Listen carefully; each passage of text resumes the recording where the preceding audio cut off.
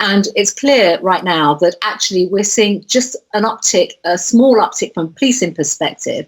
But obviously, because people are trapped at home, they're stuck at home, they're using other means of communication, such as the helpline, such as the online services, such as the helpline which is up on your screen right now, to actually seek support. So the refuges, the charities themselves are working flat out, and they're doing an amazing job right now. And they're working across the country, and it's both for men, it's both for women, and also for children who too are victims, to make sure that they are not alone, that they are being safeguarded, that they're getting the help and support that they need right now because of this crisis. If you've ever wondered why the publicly funded English National Domestic Abuse Helpline may not actually help some victims of domestic abuse, it's because of a concept or construct called gendered violence. And if you're wondering why during an unprecedented period of government-enforced lockdown, there isn't one single specialist refuge bed made available to male victims of domestic violence in the Greater London area, it's at least in part because the UK government considered domestic violence to be something that they describe as gendered violence, and as a consequence record incidents of it as one of a number of crimes categorised as violence against women and girls. Which means that, another way of saying that in 2018, 1,300,000 women and 700,000 men in England and Wales experienced domestic violence, is that in 2018, 2 million people experienced violence against women and girls.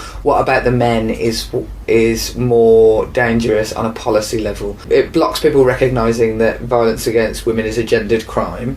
So, for the uninitiated, there are essentially two competing frameworks in relation to how we should understand interpersonal violence. Perhaps the most prominent, and certainly the one preferred by people like the current chair of the All-Party Parliamentary Working Group on Domestic Violence and former business development manager for a woman-only charity. It happens to men too, you know. Is the one that, for the purpose of this discussion, I shall refer to as the gender stereotyping framework.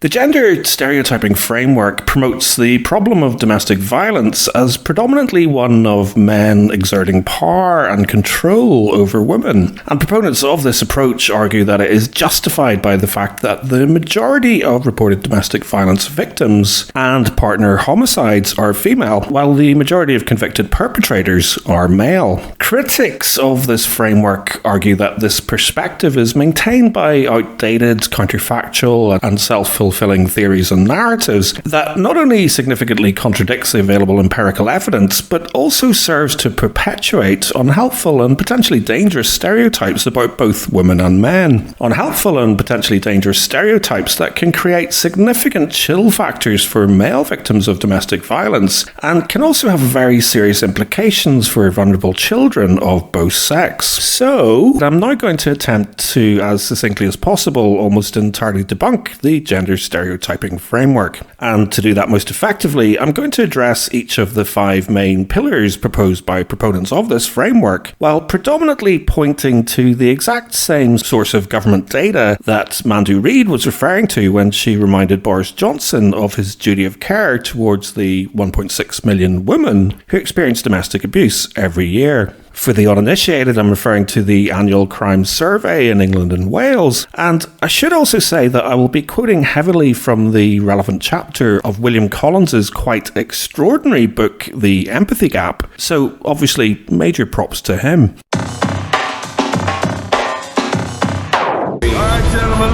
Number 1, we need to recognise that the vast majority of domestic abuse cases involve male-on-female violence. This instruction is regularly pushed at us by numerous influential individuals who are bound by the Code of Conduct for Members of Parliament. Influential individuals that, of course, include the current chair of the All-Party Parliamentary Group on Domestic Violence and former business development manager for a woman-only charity. And, believe it or not, Victoria Atkins, who is the current UK government government's Parliamentary Under-Secretary of State and Minister for Safeguarding, whose job description includes having a lead responsibility in Cabinet for domestic abuse. Victoria informed MPs that the overwhelming majority of victims of domestic abuse are female as recently as last July, when the proposed domestic abuse bill was announced on the floor of the House of Commons. During the same debate, the Parliamentary Under-Secretary of State referred to official figures from the Crime Survey of England and Wales, which state that in the year ending March 2018, there were an estimated 1.3 million female and 700,000 male victims of domestic abuse. These statistics show that around 2/3 of victims of domestic abuse are female and approximately 1/3 are male. Now, obviously, the phrase overwhelming majority is a subjective statement. However, it may imply that a larger proportion of victims are female than the statistics actually show. And by the way, don't take my word for it, because that was a direct quote from the UK Statistics Authority, who upheld a complaint from the UK Men and Boys Coalition, who complained that the minister's claim had no basis whatsoever in official government statistics, and from the best available evidence was categorically and wholly incorrect. Number 2, women are affected by domestic violence more than any other group. This is a perspective supported by the current chair of Parliament's Women and Equalities Committee, Maria Miller, who shared this view during the very same parliamentary debate. Can I thank my honourable friend for giving way? He needs to accept the facts that women are more affected by domestic violence than any other group. Now, given the official figures I so recently referred to, I guess you can argue that such a perspective is fair enough as far as it's fair enough. But then again, we also know that women and men with disabilities are twice as likely to experience domestic violence as women and men without. And when you take a deep dive into this particular pool of data, you would also find that from a proportional per head of population inclusive intersectional perspective, women and men under the age of 24 are significantly disproportionately impacted by domestic abuse, as were both women and men living in a single parent household, people living in households with less than £10,000 per annum, the long-term unemployed, and from an LGBT inclusive perspective, homosexual and bisexual women were between 2 and 3 times more likely to experience violence from their partners, with 2 out of every 3 perpetrators of violence against bisexual women being caused by a female partner. 3 facts which significantly undermine the central foundation of the sex stereotyping framework, namely that domestic violence is a gendered crime predominantly perpetrated by the patriarchal phenomenon of men seeking to exert power and control over women because they are women. Number 3, domestic violence is predominantly perpetrated by the patriarchal phenomenon of men seeking to exert power and control over women because they are women, as opposed to other possible factors such as alcohol or substance abuse, low self-esteem, extreme jealousy, difficulties in regulating anger, and other strong emotions and learned behaviour patterns arising from experiencing or witnessing domestic abuse or other traumas as a child. The popular invasive theory that domestic violence is predominantly perpetrated by the patriarchal phenomenon of men seeking to exert power and control over women because they are women, and that women are only violent in self-defense, is based on the Duluth model of male power and control, which was primarily developed by an American feminist scholar and social activist called Ellen Pence. In my humble subjective opinion, it is extremely dangerous hokum, because not only does it ignore people with protected characteristics like lesbians and people with disability, fails to address root psychological or emotional causes of abuse, and completely neglects male victims and female perpetrators, but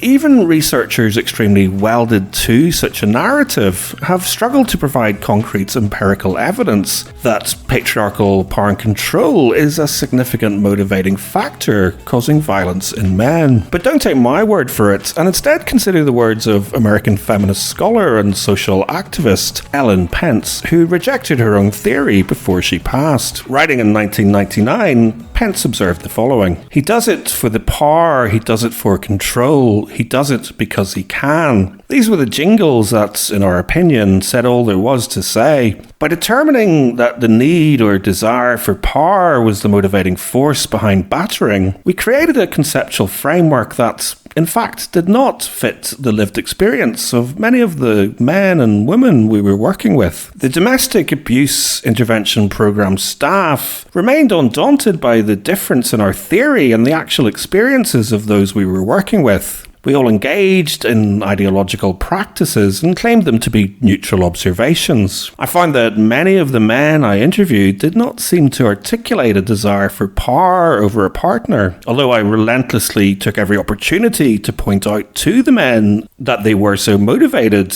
and merely in denial. The fact that so few men ever articulated such a desire went unnoticed by me and many of my co-workers. Eventually, we realised that we were finding what we had predetermined to find. Number 4, domestic violence is a gendered crime. Okay, before I explain why, in my humble, subjective, but I think logically argued opinion, domestic violence is arguably one of the least gendered crimes there is, let's pause for a moment to reflect on why I, for one, believe this construct is so dangerous and obscene. The following clip involves a 5-year-old debate about everyday sexism on London Live, where Mike Buchanan, the leader of the only political party in the UK with the word love in their title, highlights the disgraceful disparity of refuge services in the greater London area and beyond. And in the context of the very gendered trend regarding fatalities directly caused by the present pandemic, I challenge you to instead imagine that this discussion is about access to ventilators on the NHS.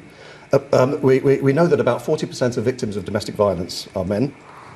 Yet for every place in a refuge in Britain available for an abused man, there are 180 available for women. Okay. But I would say to you that domestic violence does affect men, and it's a really serious problem, and I would never want to minimise the pain that men are in, but men are not the people who tend to die. So what I would say is that there aren't enough places in refuges for women, there aren't enough places in refuges for men. There's problems with benefits for men and women who have been victims of domestic violence, but let the places in refuges go to people who are most likely to be killed, and in that case it is the women who are mostly killed. That's absurd. That is an absolute lack of sympathy for men. That's not true. More chance of women being killed under domestic violence. That's just a simple statistical truth. So you're saying that it's not sexist then, is it? 800,000 men a year face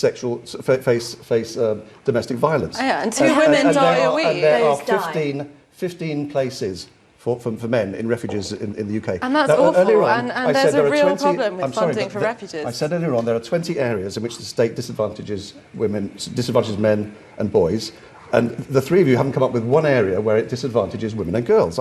Seriously, I invite you to come up with one.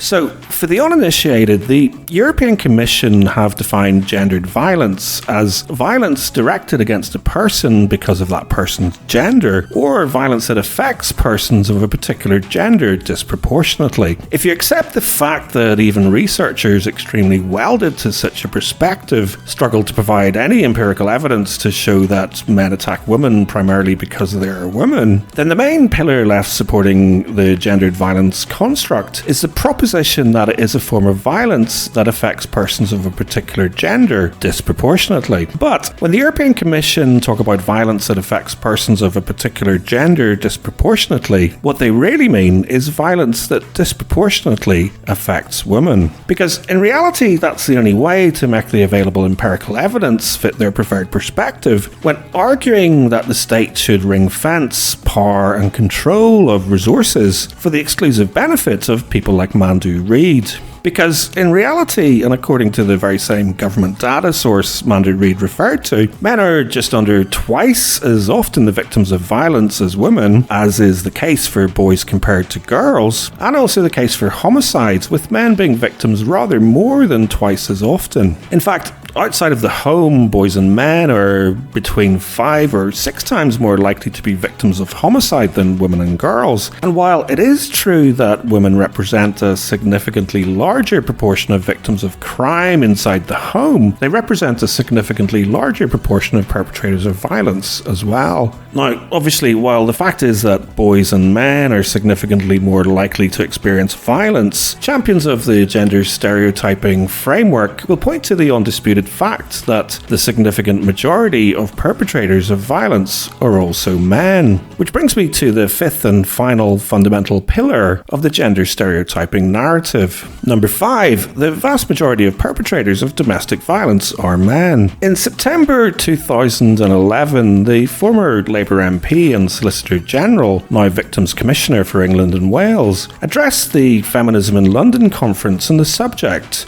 of violence against women. Vera Baird observed that the emergence of a feminist understanding of domestic violence had impacted hugely on public policy in this area. She noted that it was essentially the women's refuge movement that first counted the figures and demonstrated that domestic violence was not something that was done by a few cruel and unusual men, before going on to propose that violence in the home was as to more than 90% by men on women, and that its widespread prevalence was nothing short of astonishing. Now, while I'm inclined to agree with Baird's observation regarding the impact the exclusively women's refuge movement has had on public policy in this area, in my humble subjective opinion, the evidence of gamma bias apparent in the Victim Commissioner's interpretation of statistics is nothing short of astonishing. Because while it is indeed true that women are more likely to be victims of violence inside the home than out, it is also true they are significantly more likely to be perpetrators as well. Consider the following evidence from recent crime surveys in England and Wales. 7.5% of women and 4.3% of men reported domestic violence. 5.9% of women and 3% of men reported partner abuse. Of those that suffered from partner abuse, 28% of female and 46% of male victims had suffered some form of force, and 1.1% of women and 1% of men reported incidents of severe force. And according to the Mankind Initiative, citing 2017 ONS data, of those that suffered from partner abuse, 29% of men and 23% of women suffered a physical injury, with a higher proportion of men suffering severe bruising or bleeding, and internal injuries or broken bones or teeth, and only 27% of men sought medical advice compared to 73% of women. Oh, and another stark finding was that 11% of men and 7.2% of women who reported partner abuse attempted suicide as a result of that crime. So unless someone proposes that we now play the game of let's remember that not all male victims of partner abuse are in heterosexual partnerships, I think it's fair to conclude that some women can be just as violent towards their partners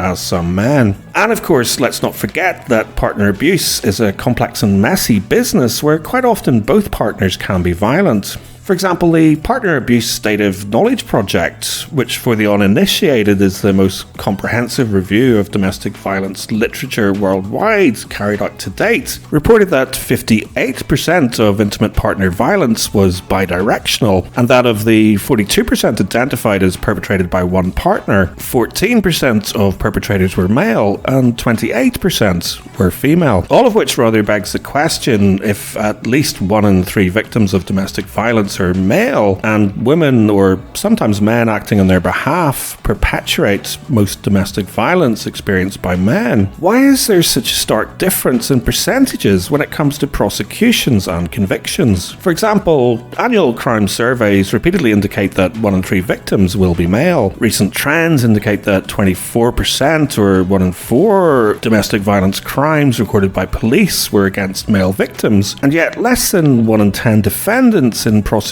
cases are female. Now, presumably the Victims Commissioner for England and Wales would tell you that this is because violence in the home was as to more than 90% by men on women, but based on all the available evidence, I'd suggest that there may be other factors at play. We need to ensure that we're reaching different communities that are affected by different forms of violence against women and girls in different ways, and ensuring that we're speaking to all groups. We've been doing a lot of work within the violence against women and girls sector to pull together safety and support messaging for both survivors and communities. We're really hopeful that the Home Office is going to expand on their campaign with what we've developed based on our expertise in the sector, and also pay for that to be translated into different languages and into British Sign Language as well, and make it accessible and easy to access for for the most marginalised women. Can I thank all of our witnesses? We have literally just run out of time on the technology that we have, so hugely grateful to all of our witnesses for the evidence today, both sobering and powerful evidence that you have given us. Please do send us any further information that we weren't able to cover today, and I would appeal to anybody else who's been following the session who has further evidence for us on domestic abuse or child abuse during the coronavirus crisis. Please do send it to the Select Committee as well, because we are very keen to be able to respond with some recommendations as a result of this evidence. And then finally, I would also say to anybody who needs any kind of support or help, please don't hesitate to contact the National Domestic Abuse Helpline on 0808 2000 247, because the government, and we are very keen to support the government's message and the police message, that there is help available for people who need it at the moment.